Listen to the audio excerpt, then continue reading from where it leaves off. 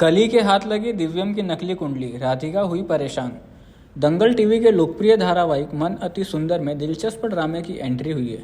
Show में आप सभी देखेंगे कि सभी परिवार वाले मिलकर दिव्यम की नकली कुंडली बनवाने का फैसला करते हैं, जिससे दिव्यम और कली के एक भी गुण न मिले और उनकी शादी न हो पाए।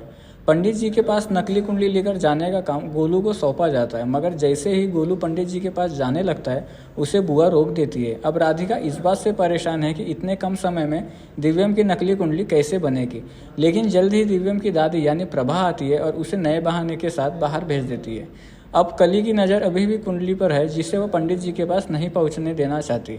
जल्द ही गोलू राधिका के फ़ोन पर कॉल करता है और उससे कहता है कि वह नकली कुंडली दूसरे के हाथ से घर भिजवा रहा है, मगर राधिका का फ़ोन कली के पास रहता है, जिसके कारण वो पार्सल की बात भी सुन लेती है और उस पार्सल को भी ले लेती है।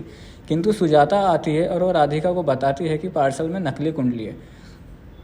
कली वो पार्सल नहीं देती और बातों ही बातों में वो पार्सल फट जाता है, जिसमें दिव्यम की दवाइयाँ रहती है। बाद में पंडित जी घर पर आते हैं और साथ में छुपते हुए गोलू भी आता है। गोलू नकली कुंडली के थैले को राधिका को देता है, जबकि राधिका और दिव्यम में पहले से इस बात को लेकर बहस हो चुकी रहती है। राधिका का पीछा करने के लिए कली एक गोनी की मदद लेती है और उसमें छुपकर वो राधिका का पीछा करती है।